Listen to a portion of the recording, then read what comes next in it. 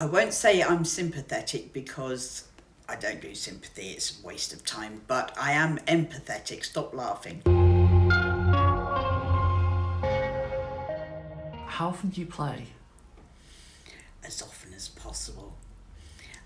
When we had the first lockdown this year, that was the longest I had gone in 40 years without playing, and I was climbing the walls. It was horrendous. I play professionally and I play lifestyle as often as I can, at least once a week. Because if I don't play, as my ex used to say, "For God's sake, woman, go and find someone to beat, you're driving me nuts." People have role play punishments, which I term as play, because it's a reason to play. A lot of people need a reason to be spanked or caned because it doesn't make sense otherwise. In a role play, you can do a punishment scenario, which is the same sort of things I would say to someone in a real punishment, except they can be warmed up first. We can use various different implements so that while it's a hard caning, they're getting warmed up first. A lot of people have to have a reason to get spanked or caned or whatever. There's always something you can come up with to be punished for, whether it was speeding and getting 6 points on your license, you stole something from the local newsagent, constantly late, lazy, skiving off. I like to have fun when I'm playing, but my way of having fun is to trip people up, to mess with their heads a bit, tie them in knots, not rope knots. I call it play unless it's an actual, genuine, real life punishment or a judicial scenario. Something that really, really irritates me is when you get these people saying, "I can't wait till my next punishment." Wasn't much of a punishment then, was it? Anyone who has a genuine punishment will dread it, because it means they've let themselves down, they've let their disciplinarian or dominant down. Who wants to disappoint the person who cares for them? If it's a real punishment, then it's a completely different scenario and mindset. To me, a real punishment would be discussed beforehand. They would be summoned, they would arrive. It would be a very cold and clinical. It's genuine. They've let me down, they've let themselves down, and now they must pay the price so that the line can be drawn under and everyone can move on with a clean slate. Punishment is from cold, normally a cold caning, but if people can't have cane marks, then I've been known to use slippers, Canadian reformatory straps. It's a minimum of 24 strokes from cold, and they're very, very hard. When you're punishing, what are you getting out of that? When I look at someone at the end of the session and they're blissed, they're spaced out on my bench, and I think, I did that, I got them there. That's my biggest buzz, because I've helped them to get where they needed to be. It sounds like there's a lot of compassion in what you do.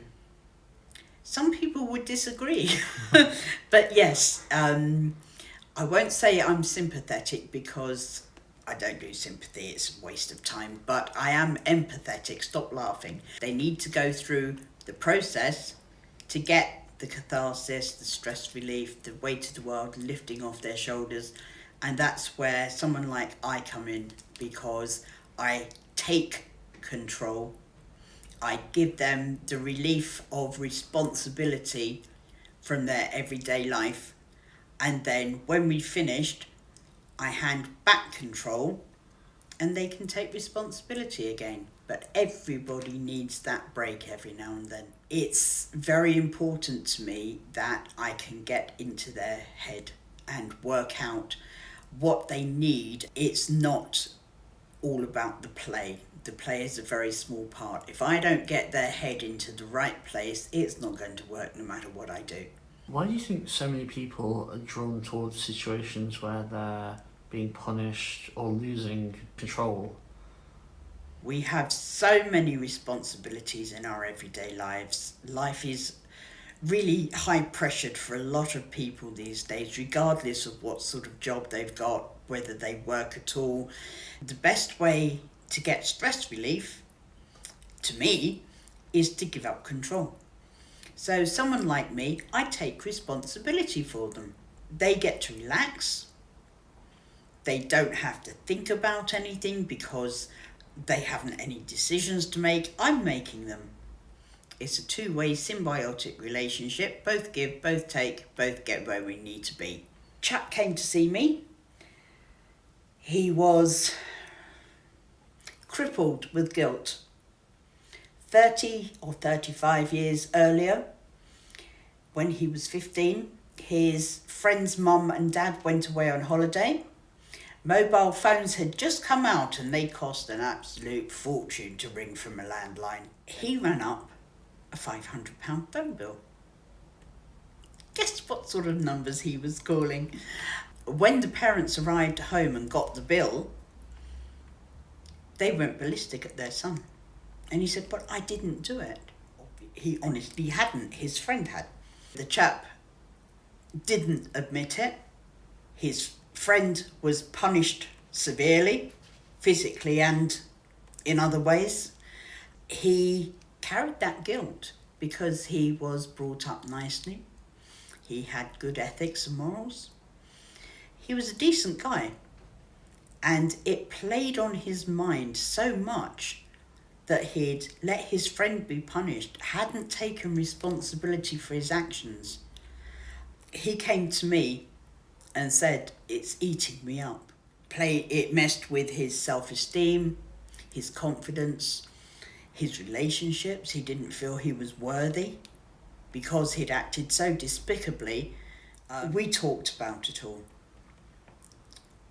We then did a role play where I played his friend's mum. Eventually I sort of turned things round on him, tripped him up, and he admitted it. And I explained to him that he had to make atonement and he had to pay the price, which he did.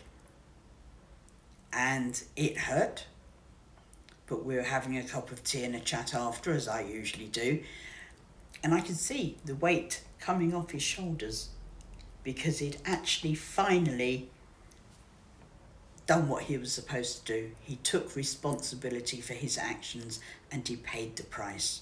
He still sees me now, but we don't do punishments anymore because he's paid the price. So now we have play sessions. They may have a punishment scenario in some of them, but it's not an actual punishment.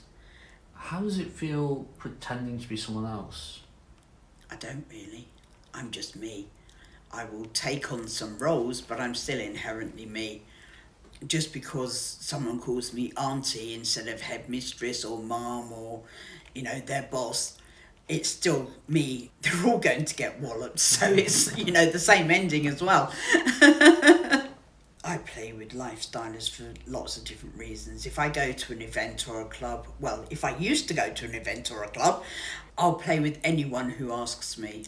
I will not ask them to play simply because I don't want anyone to feel that they have to play. If the chemistry is right and we hit it off, then we might then go on to develop a more lifestyle understanding. I'll say relationship, but that doesn't mean necessarily romantic. I don't do romance. I don't want to be the same as everyone else. I don't want to do the same things as everyone else. So the taboo side of it is highly appealing to me. How do you continuously view this as taboo when it's such a big part of your life? Because it's not mainstream. It's not something that everybody does. It's something that I choose to do. It's edgy. It's potentially dangerous. It's not something that everybody approves of. If people would like to know a bit more about you, how can they find out more? I've got a new website I'm working on, which is Quintessential Discipline. They can find me on Twitter Real Lady Pandora. They can find me on FetLife, Lady Pandora CP, or they can email me, ladypandoracp@outlook.com.